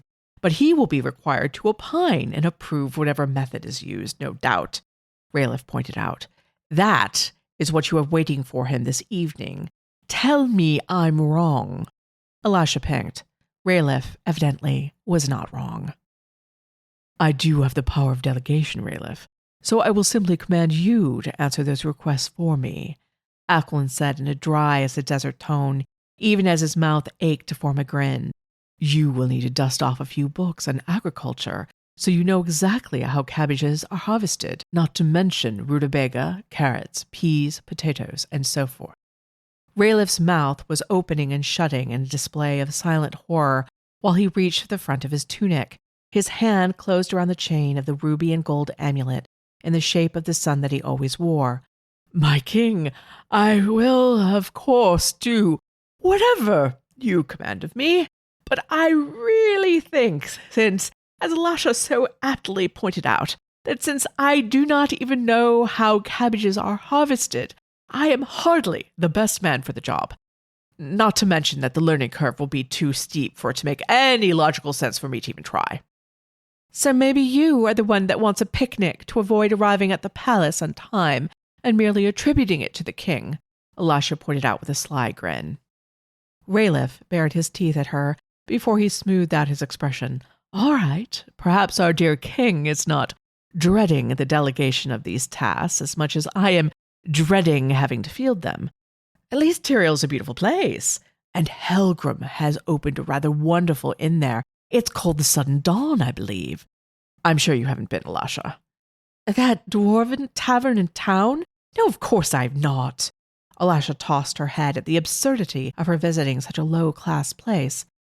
Then you have missed out on what is undoubtedly the best wine in the region, and Helgrim always sets a prodigious and delicious table, Raythe informed her. Despite his evident annoyance at her snobbery, Raythe's gray eyes flashed with good humor and likely a lust for Helgrim's wine. His best friend was almost always in a good mood, unless Elisha or Veslin were present. Regardless of the company, he was always in the mood for wine. Even in the middle of the bloodiest of battles with the Leviathan, Raythe had a smile on his face as he used his unparalleled magic and martial skills against their dread enemy. Watching Raythe fight was like watching a beautiful, if deadly, dance. And when he wasn't fighting, he put to shame even the most joyous, or some would say debauched, of the Arve in his love of food, wine, and sex. Hence his particular excitement for Helgrim's new establishment. I am sure my uncle is perfectly at peace with the idea of his own table, Raythe, rather than one amongst a crowd of drunken fools, Elisha scoffed. Peace? Ah, who cares for peace? Raythe laughed. Quite a few people after all this war, Elisha said with a purse of lips. Again, you attribute all your own feelings to my uncle. I am sure he does not want to go to the dawn. You would be wrong to take that bet, Elisha, Ackland interjected. She blinked. But surely, uncle, Helgrim is a good friend of mine. By bloodline, he's the king of the Dre Siwen dwarves, Ackland said. He's a dark dwarf? Elisha's eyes widened. Yes. Ackland did not expound as to why he would befriend Helgrim, though the dwarf was more than worthy of friendship. Elisha, your uncle does not have your prejudice against everyone who has come from the Underdark. Raythe grinned wider than usual at her discomfort, or maybe Ackland's support. It was unclear which. She gave a shudder. I suppose not all who avoid the sun are unworthy of our succor and pity, but didn't you also say that Helgrim runs an inn? Elisha blinked again. That does not matter to me. Prince or pauper, he is my friend, Ackland said with a frown at her. I am looking forward to spending many evenings at the dawn in his good company. Thank the gods, Raythe muttered. In response to a sharp look from Elisha, Raythe tossed back his long, dark, silky hair. It hung in glorious waves to his mid-back. Despite the many rumors of Kindreth blood in the Neres family, Raythe was nearly their opposite in terms of typical looks, at least. For while the Kindreth were known for their silvery white hair, Raythe's could not be more different with its dark lustrousness and copper highlights. And where the Kindreth were known for their ruby red eyes, Raythe's were a glittering gray, filled with intelligence and mirth more often than not. No, It was not his looks that made people whisper about Raythe's ancestry. It was his magical prowess. The Kindred were, among many other things, known for their powerful magic. So maybe it really was true that his best friend was dreading arriving at Tyrael, and maybe his happiness at Aquilon's friendship with a dark dwarf was more than just objecting to Lasha's snobbery. The exigencies of war would no longer occupy the many nobles' attention, and they would turn to gossip and scandals to occupy themselves. Speaking ill of Raylegh's ancestry would crop up in spades because of it. I will see to it that such talk is silenced, Aquilon thought loyally. The king, dear lady, knows what life is truly all about, and it isn't reports, bullet points, or God's forbid cabbages, Rayleigh informed her with a shudder. And he also knows that it is not all wine, food, and sex at a dirty dwarven tavern. Alasha tossed her head. There is duty, honor, and leadership by example. Rayleigh clutched his chest again. Oh, just the thought of those things hurts my heart. Life is not life without fun, indulgence, and love. Love? Alasha tossed her head. The king has no time for love. If he does choose someone to sit by his side, they must be the right choice for the Empire. Love doesn't come into it. Let me guess, you and Veslin have a bullet-pointed list of names for the king to marry? Rayleigh asked. Well, yes. Rayleigh pretended to flop over dead in his saddle. Aquilon couldn't help the burble of laughter that escaped his lips. Alasha looked alarmed. It is quite a serious list, uncle. I'm sure it is, Alasha, but I have no need for it. Aquilon shook his head. Why? Do you have someone in mind already? She asked, studying his face closely as if to find the answers there. No. But you must marry. Why? She blinked rapidly. Because the rulership of our people does not go by bloodline, Alasha, no matter what your father may have said to you about it, Aquilon said firmly. So I don't have to marry or have heirs. I can be as I am right now until the sun chooses another to lead our people.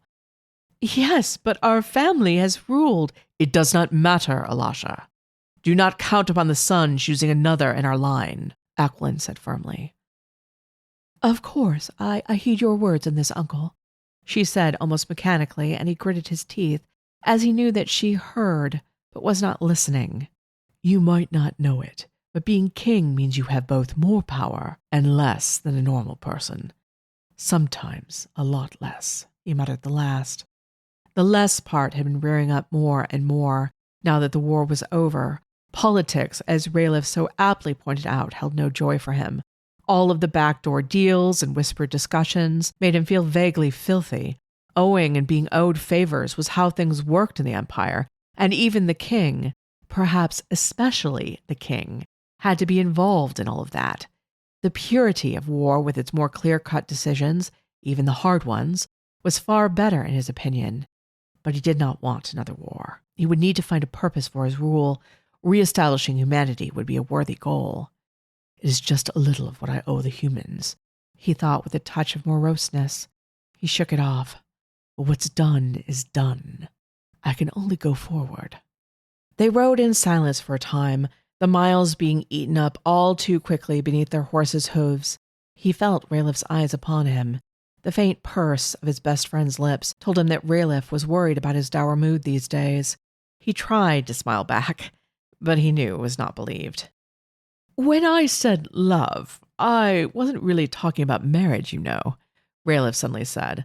Aquilon did smile genuinely then. Weren't you? Alasha rolled her eyes. Of course he wasn't. There's no chance in all of the plains that you'll ever marry Rayleigh. Who would put up with you? Rayleigh put a hand on the center of his chest. I am a very attractive marriage prospect, I'll have you know. Oh, really? What you have to offer? A wandering eye and a sharp tongue? Alasha shook her head in dismissal.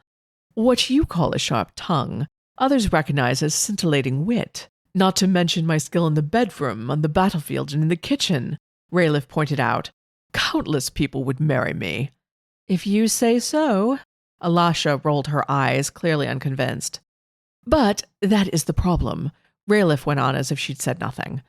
There are so very many to choose from, and who wants to choose? Better to just have them all. I'm sure you will have them all, Raythe, Aquilin chuckled. Few could resist his best friend's considerable charms. Aquilin had many lovers in his time himself, but, like everything else, it had become more complicated since he had ascended the throne. Anyone he even showed semi-interest in was presented to him in a platter, regardless of their own desires. No one could deny him if he wanted them, and many might only want him for his title and not his person.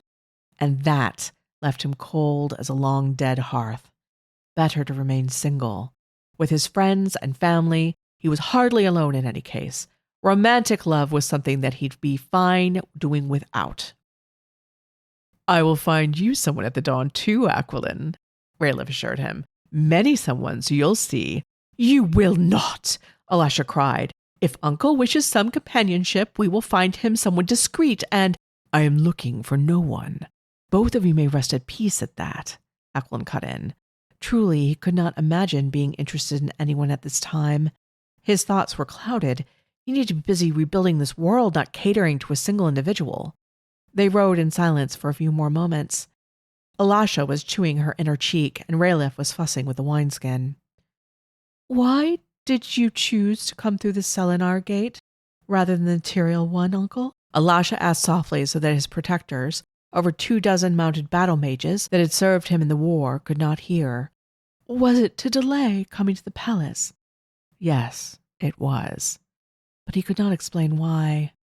His guilt over the start of the war would haunt him no matter where he was, or if it was logical or not. But he was especially not looking forward to returning to Tyrael because of someone there. And it wasn't Veslin. Or it wasn't only Veslin. It was in that city where he had first faced off against the Leviathan. Even though there had been little delay in coming to Earth, almost all of Tyrael, or Lightwell as it had been called by the humans, had been destroyed and everyone had died before they had arrived.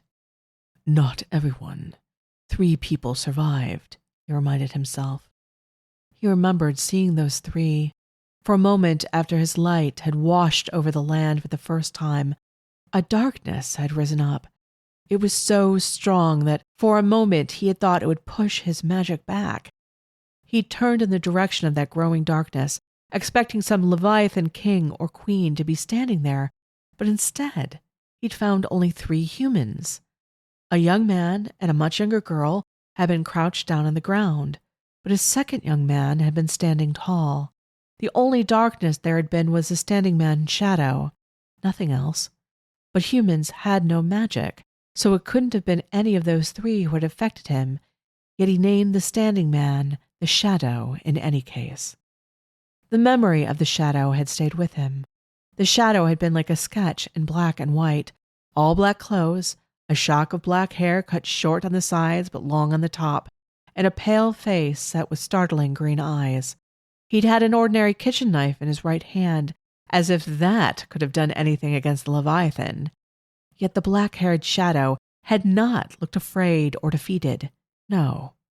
His expression was a mixture of awe and something else. Disdain. That's what it was. His look seemed to ask me why it had taken us so long to get there. Why had I allowed so many to die? This likely was an interpretation that had come from his own guilty heart, yet he irrationally believed that the shadow had somehow intuited his failures and reflected them back at him. The shadow was undoubtedly still in Tyrael. Humans rarely left the Arve cities they'd been assigned to at the beginning of the war. Travel was getting much less dangerous, but it was still much safer to remain within the magical domes. So with him and the shadow both being in Tyrael, they would likely run into one another. Aquilin yearned to meet him, and feared to do so, all at the same time. The shadow was like a talisman for him. The night before every big battle with the Leviathan, he would dream of the young man. The shadow would be just standing there, staring at Aquilin, that study in black and white. The bone-white moon would reflect in those burning green eyes. I fear, the shadow would whisper, but it would sound like a shout. It was a Kindrith word, which no human would know. It was one of the few Aquilin understood. It meant, to the end. It was a battle cry that the Kindrith shouted before attacking forces much greater in strength or number than their own. When such a word was spoken, they would not stop fighting until their enemy was destroyed or they were. We drove the Leviathan back to the Underdark. It was not an utter rout, not I a fear, but we won nonetheless. The thought of meeting the Shadow's eyes, of hearing him speak for real, and perhaps having him put that disdain into words, was perhaps the deepest reason that Aquilin didn't want to go to Tyrael. It was absurd, of course. This young man would be a normal human, not some augur of the sun's approval or disapproval of his actions or inaction. Yet his heart beat harder as he pictured those green eyes in his mind. Sometimes they shifted to red. I should seek him out, to put my heart to rest in any case, Aquilin thought, but also to see if he is not only surviving but thriving. He deserves that, and likely much more from me. I will find the Shadow and assure his future, no matter what. I have a thing about elves. I love them, and I hate them. Yeah. What's to hate? Well, elves have always reminded me of the popular kids of the high fantasy world. They are beautiful, they are thin, and everyone desires them and wants to be them. I'm more of a hobbit in comparison, but I wish I were an elf, okay? I admit it. There, I've confessed. I wish I could be a beautiful, willowy, magical elf, but instead I'm a stout, non-magical, waiting eagerly for my next meal hobbit. That's just how it's always gone. So maybe because of this, I love to peel back the layers of gentility of the elves and show their soft underbellies. Like having Aquilin wish in this chapter to avoid going to his palace, or for Raythe to want to have a nude picnic, or for Elisha to be prejudiced against humans and come across ridiculous for it. Despite me making Elisha a bit of a snob, or maybe more than a bit, I was again surprised by member comments at Raythe who focused on her and wanted of all things for Elisha to fall in love with a human separatist, to give her a girlfriend. And hot damn, that just inspired the hell out of me. It just had to happen. So be on the lookout for that coming up. Of all the magical beings out there, who do you wish you could be? Elf, hobbit, fairy, dwarf, orc, and why? We do not discriminate here. Tell me definitely down in the comments. And please do leave a like and subscribe. More chapters are coming, and I really am looking forward to sharing this story with you and really having in-depth conversations about our elf love and hate, among other things. Take care, guys. Chapter 4. The Lure of Knowing. Something was wrong with Aquilin. To Raythe, who knew the king's various moods as well as he knew his own, it was quite clear that Aquilin was out of sorts. And it wasn't simply because of the weight of his office or the certainty of politics becoming the focus of most of his time from here on out, nor was it the prospect of being hectored by the power-hungry Veslin or the tiresome Elisha. No, it was something deeper. It had been growing ever since the announcement had been made that Aquilin would rule from Tyrael, glorious Tyrael, the first human city to fall to the Leviathan, and the first to be recovered from the dread creatures. But why? Why would that bother Aquilin so? He had chosen to live there. He had tasked Veslin with building the Arius Palace on the human city's bones. He had made a point that the way forward was there, glorious Tyrael. And yet... Aquilin delayed going there for months, and even now, when they were supposed to arrive before nightfall, Aquilin had taken the farthest gate and had sauntered along the empty roads, avoiding people like the plague, keeping away from glorious Tyrael and the future that he had carved out of dead Leviathans. That Aquilin was both driven to Tyrael and wished to escape it was clear to Raythe. He just didn't know why. And Raythe liked to know things. He more than liked to know them. He had to know them. Sometimes knowledge was the difference between life and death. He'd found that out nearly the hard way. Uncle, have we lost you? Elisha asked uncertainly as she too noticed Aquilin's distant stare and his silence. I hope my question about the gates didn't offend. I was just curious why you arrived by such a far gate from the palace. Don't you want to get to your new home? The king snapped back to himself. His blue eyes were still troubled, but he tried to focus them on her and Raythe, to pretend as if he'd just been ruminating on cabbages or something. But that wasn't it. I wanted to see the progress that has been made in restoring this land, which is considerable, Aquilin lied. That is why I took the longer way to Tyrael. Raythe knew he was lying. Not about the land being restored. They had done a good job of that. Trust Vestlin to move quickly to wipe out any trace of humanity's former existence here as quickly as possible. He knew that Aquilin wasn't at all the same mind on that point, thinking that humanity would welcome being absorbed by the Raythe Empire, just as many other species had been over the millennia. But that wasn't what was occupying him, Raythe was sure. He had to admit that it was a good lie, though. It deflected Alasha, to be sure, but not him. You wish to see their progress with your eyes closed, my king, Raythe teased. My eyes have been mostly open on our travels, Raythe. Aquilin laughed, but he still directed the conversation firmly away from wherever his thoughts had truly been, as he remarked, I see that nature has been helped to take its course. Aquilin tipped his head towards the ruins of one of the large decaying cities of the humans that could be seen in the distance. It had been named Chicago, he believed. The city had yet to be fully razed, as there was a significant presence of separatists near Tyrael. The separatists were humans who chose to live outside of the domed Raythe cities and supposedly Raythe law.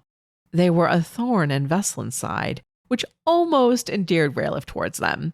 That was because they were incredibly touchy when it came to erasing human history and imposing the will of the Raythe upon everyone and everything. But there was no way that Vestlin would allow things to remain as they had been under human leadership. No, this land, this world, and everything and everyone in it belonged to the Empire now, and the big houses that Aquilin had promised it to. Already the city was being reclaimed by the land. There was greenery nearly everywhere. Plants sprouted from rooftops, creeping vines wrapped around the sides of the buildings. Grass grew through the cracks in the streets and sidewalks, obscuring the rusting carcasses of humanity's metal vehicles. Do you know that the separatists still raid those cities for foodstuffs? Alasha sounded horrified. That food they store in metal and plastic? She shuddered appreciatively. The fact that it is not rotted away due to all the chemicals they've infused into it says enough about its editability. Oh, I don't know. Have you ever tried a Twinkie? It's a golden sponge cake filled with whipped and sugared oil, Raythe said. By the gods, have you actually let such poison pass your lips? Alasha shook her head. You will become mortal like them if you persist in consuming such food. Alasha's reaction to what she thought was his disturbing enthusiasm for human junk food just egged him on, of course. He would think of other human delicacies to torture her with later. Raythe tossed his head back and laughed. If only it worked the other way, and humans could live forever like we do. Indeed, then we wouldn't have to worry so much about the human population taking a further nosedive if they were immortal. Alasha sighed and tossed her head in annoyance. It's hardly a sure thing that humanity will survive long term. There may simply not be enough of them left. Aquilin grimaced. We arrived far too late to save enough of them. Was this what was concerning his king? Did he still blame himself for what had happened to humanity? Trust Alasha to bring it up so callously. We arrived as fast as possible. Alasha looked over at Aquilin with huge, shimmering eyes, convincing the Radiant Council to both reveal ourselves to the humans and go to war against the Leviathan for mere mortals. You and Father did the impossible, Uncle, when you achieved both things in record time, no less. Both of them did this. Raythe lifted an eyebrow. I believe your father argued against helping humans, Alasha. Alasha flashed. Only in the beginning, but when he heard Uncle's rousing words about saving mortal lives, he came around. That had not been what had roused Vestlin. It had been the possibility of ruling over yet another world and yet more people that had roused him to take Aquilin's side of things. But Raythe actually agreed with her about the miraculousness of what Aquilin had done in convincing the council. The Radiant Council was the governing body underneath Aquilin in charge of the Empire. While the Sun King could make most decisions unilaterally, a determination to go to war, let alone reveal the Sun Elves' existence to mortals and leave the Lyran plain, had to be approved by the council. The council was made up of the most stuffy and self-important of the Arave noble houses. Those houses with more members had more representatives in the council and therefore more votes. Aquilin had focused on these big houses to join him in saving humanity by promising them future land and riches on Earth as their own. Raythe had been surprised at Aquilin's ruthless strategy. "My king, I am impressed that you would use the property of others to pay for your allies' loyalty," he joked after Aquilin had made his presentation to the first big house. "The humans will surely share with us if we save them," Aquilin defensively responded, his cheeks heating.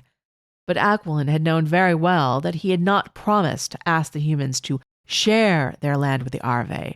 No, the houses would own that land. They might allow humans to remain upon it, but that would be their choice, not humanity's. "I am not criticizing you at all." Raythe held up a hand to indicate that he did not mean to offend.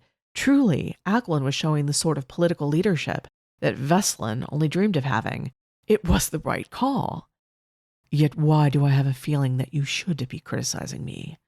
Aquilin sighed and shook his head. "Maybe I am criticizing myself. I gave away what is not mine to give. Land and riches are of no use to the dead." When Aquilin looked more grim at those words, Raythe put a hand on his king's shoulder. "Aquilin, it was the only way enough houses would agree to vote for your proposals. You recognize that people aren't like you, willing to put themselves out there for the principle of the thing. You did what had to be done." "Did I do it for the principle, Raythe? Or because I undermined the delicate balance of the Underdark in the first place, and must atone for it?" Aquilin asked grimly. "You didn't. We didn't." Raythe's hand tightened on his shoulder. "We only killed a handful of the Kindred. How could that account for the Leviathan streaming into Earth? It couldn't." "Raythe, nothing has ever passed between the Underdark and Earth until now. Do you honestly think the Kindred returning to the upper world for the first time in millennia and the breach between planes are not connected?" Aquilin's expression was disbelieving. "I have no reason to think they are, except for the time frame, and even that is questionable.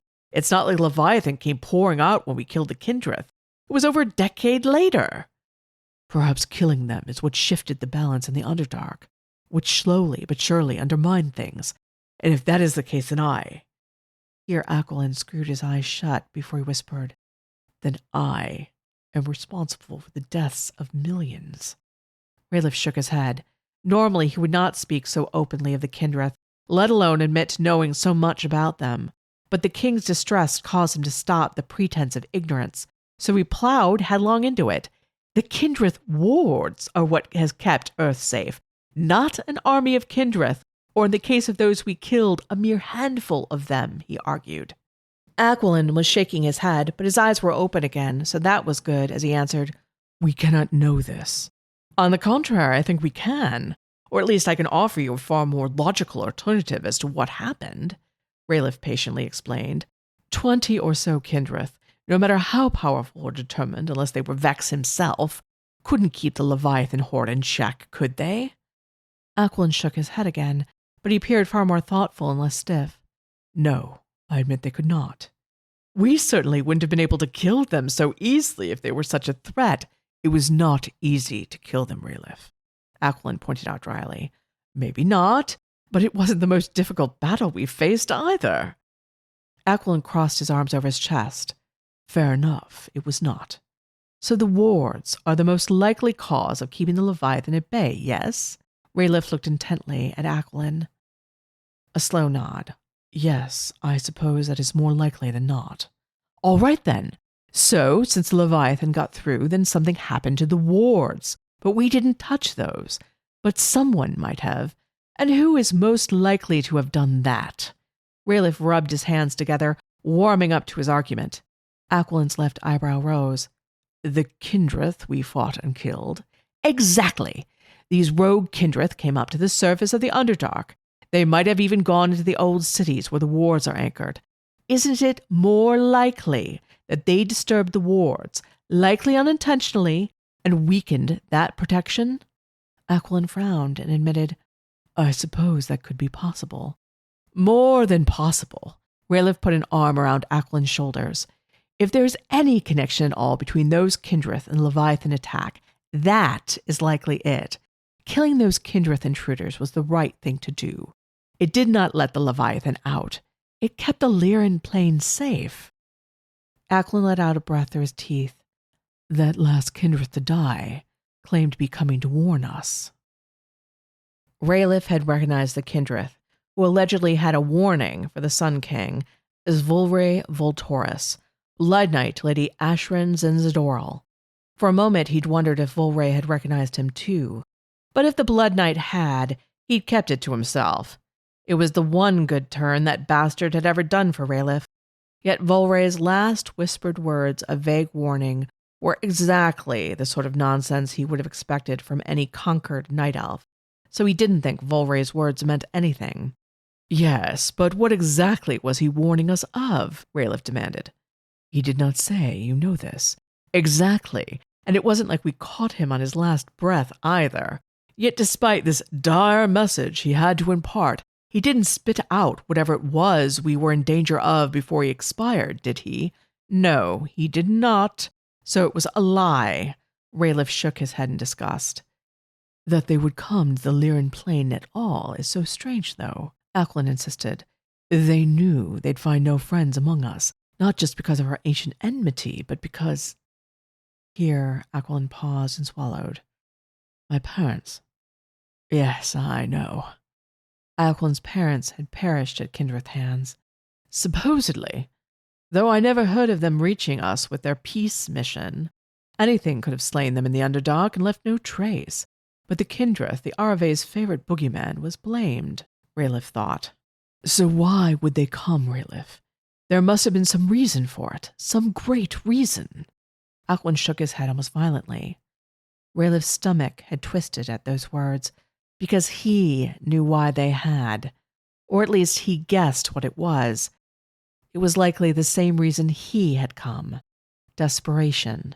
Absolute and complete desperation, and having nowhere else to go. But he could not tell Aquilin the truth. Not ever. Do not let a few whispered words unsettle you, Aquilin.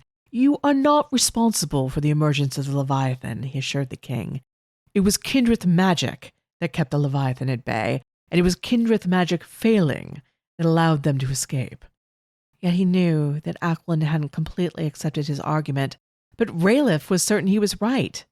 Well, mostly certain. Pretty certain. Oh, hells, it didn't matter. It wasn't as if Aquilin would have ever knowingly hurt the mortals, so he couldn't have the guilt of it. Besides, it was over and done. One thing that Raythe knew better than anybody was that once a thing was done, one couldn't undo it, no matter what.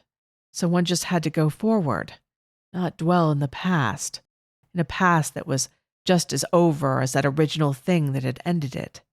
Now, in the present that held so many possibilities, Raythe watched as Aquilin smiled softly at Alasha and said to her, Both things may be true, Alasha, that I performed a miracle, but it was still not enough. She opened and closed her mouth before finally muttering, Why did those damn Kindrith not destroy the Leviathan long ago, when they marched deeper into the Underdark? Raythe wanted to sigh. He could have explained that it simply hadn't been necessary. When King Vex had led the Kindrith farther into the Underdark seeking greater magics, abandoning cities that had lasted hundreds of millennia, none had stood before them, certainly not some flame-eyed shadows. No, the Leviathan and many other creatures had only moved in once the Night Elves had moved on. But he didn't like to even mention the Kindrith around her, because she would latch onto the Nereus family history and its connection with the Night Elves, a connection that was much more direct in his case. So this time he acted as if he had no knowledge about the Sun Elves' most dreaded ancient enemy and kept his mouth shut. There is a delicate ecosystem, Alasha, in the Underdark. To get rid of one creature might just let something worse take its place, Aquilin answered her. Aquilin's eyes looked haunted. He was definitely thinking about whose fault it was that the Leviathan had come. Wanting to save him from those thoughts, Raythe asked, "Why is your twin Darkassan not with us today, Elisha? I would have thought him eager to have the king's ear, especially since he doesn't believe that the Leviathan are done with us." "Which is exactly why Father did not allow him to come." Elisha's jaw tightened. "He would have raved the whole time if Father had not kept him home." "What would he have raved about?" Aquilin asked, frowning. Raythe didn't like Darkassan any better than he liked Elisha. Darkassan might not be as narrow-minded as his sister, but he was high-strung and known to fixate on things. "I would not bore you with it now, because he's sure to talk about it for ages when we arrive." Elisha rolled her eyes. "Prepare me so that I might have things to say to ease his mind," Aquilin requested. "I don't know if that's possible. His beliefs are not based upon logic."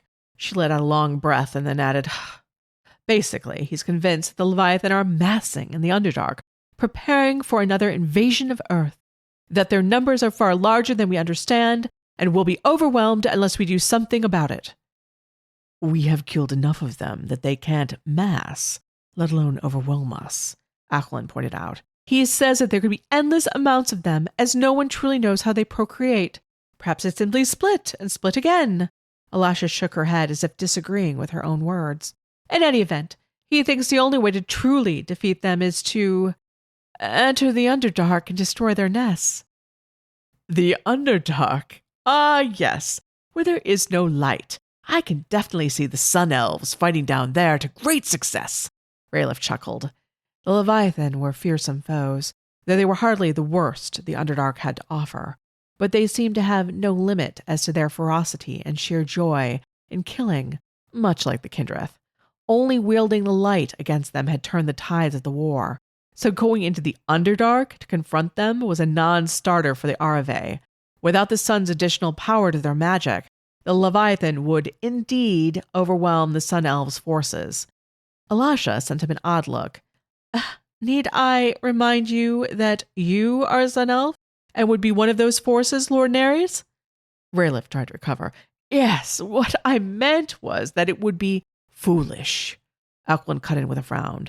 "Darkassan worries we would be overwhelmed here, yet I know that we would most certainly be overwhelmed in the Underdark without the protection of the sun. Many would die, far more than already have. And what would it accomplish? Our goal is not to extinguish every single Leviathan's life. It is simply to drive them back where they belong and protect humanity. We have achieved those goals, and if the Leviathan foolishly dare return, we will destroy them utterly." "Very well said, my king," Raythe nodded. "Darkassan understands our weakness in the Underdark, which is why—" Here she paused and nibbled at her lower lip. "Well, he believes that we should go to the ruins of Illithor and take whatever weapons remain there to use against them."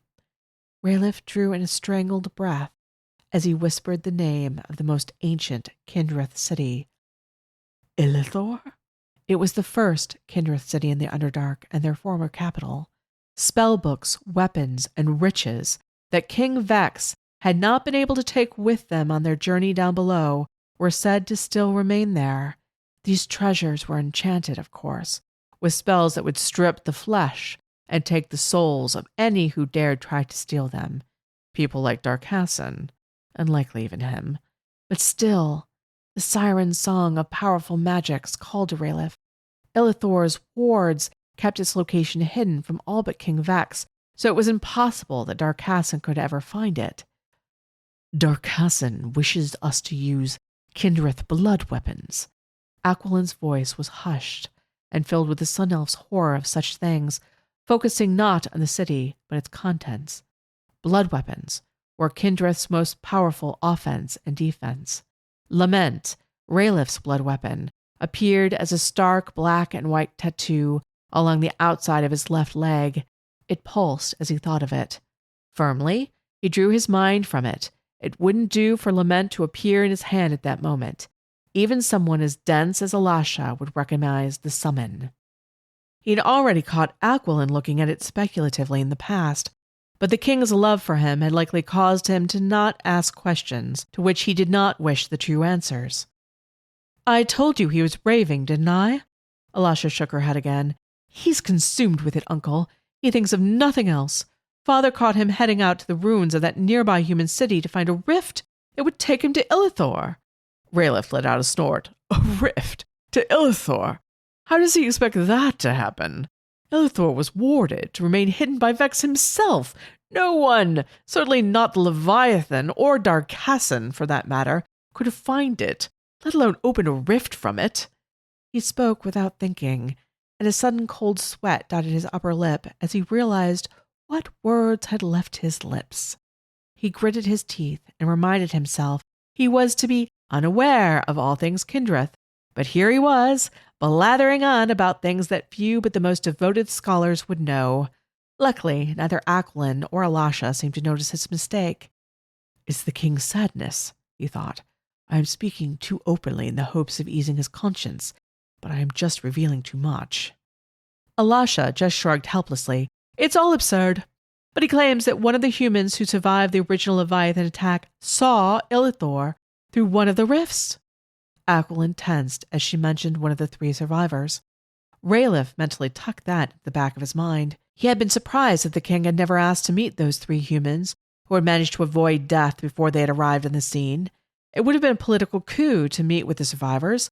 They would undoubtedly be grateful for Aquilin's heroic actions in saving their lives. He was rather curious himself how they'd managed to stay alive until Aquilin arrived. It all seemed so unlikely, considering humans were completely unable to defend themselves against Leviathan. But those 3 had made it through.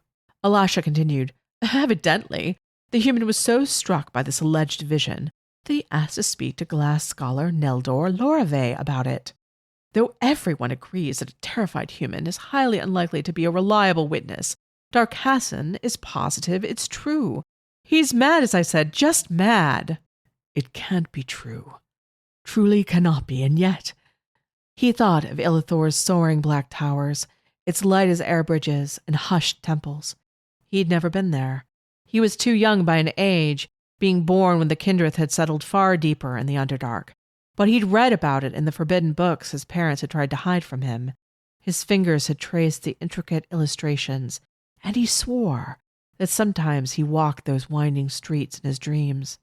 For Illithor was a Vex city, hewn from the rock and soaked in the Night King's own blood and magic. It called to all of the Vex bloodline. There were tales of his kin trying to make their way back to it. All died on their way, of course. For a wild moment on his journey from the Underdark to the Lyran Plain, Raythe had considered trying to find it too. But no. Illithor was a poisonous daydream, a siren song of death, and he'd turned his steps to the Nerys family, and from there to here, the king's best friend and a luxurious life of few cares and plenty of carnal delights. He was glad that he hadn't sought out Illithor, but had come here instead. This was the dream. Illithor was a nightmare. But he snapped away from those dangerous thoughts as he caught sight of several dust trails in the distance. "Ah, it appears we have some visitors." Aquilin looked at where his gaze was pointed. The dust trails were heading in their direction at a rapid pace. Raythe let magic fill the air around him. It snapped and buzzed like a coming storm. He felt that familiar lust for battle fill him. "Separatists!" Elisha hissed, and her right hand dropped the hilt of her sword, Merimel. What could they possibly be thinking trying to intercept us like this?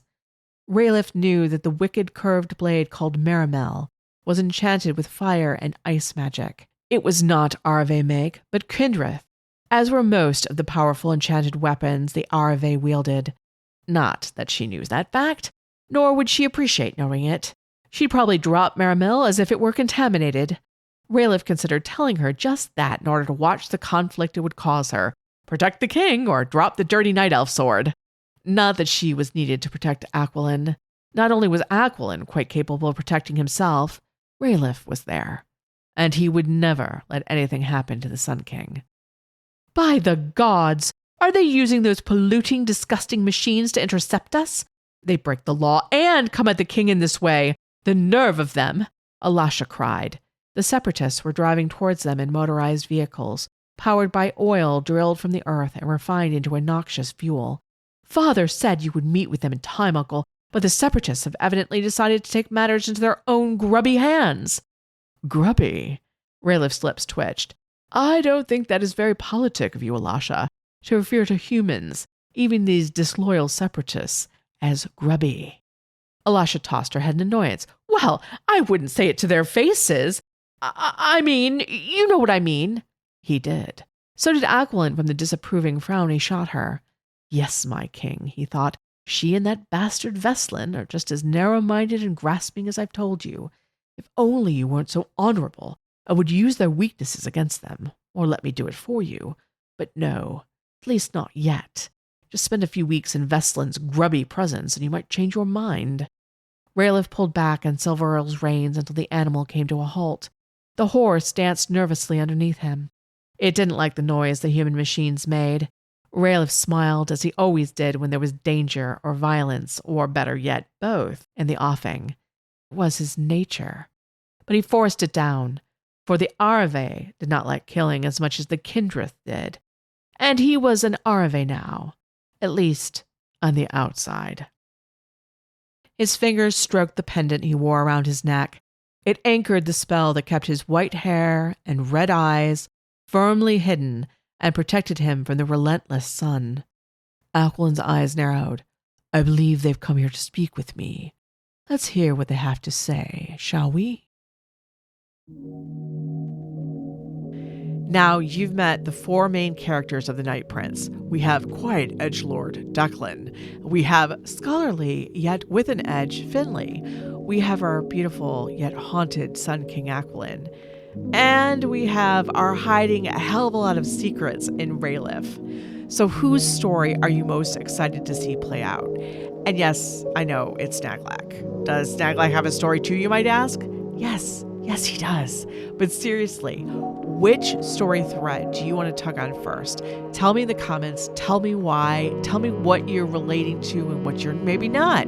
I'm really excited to know. It tells me a lot about how I'm doing in terms of writing the story, and it helps me get better as I go along. Remember also to please like and subscribe if you haven't already. It's very important. It tells the YouTube algorithm that you are enjoying the content, and maybe other people will too. Thanks a lot, guys.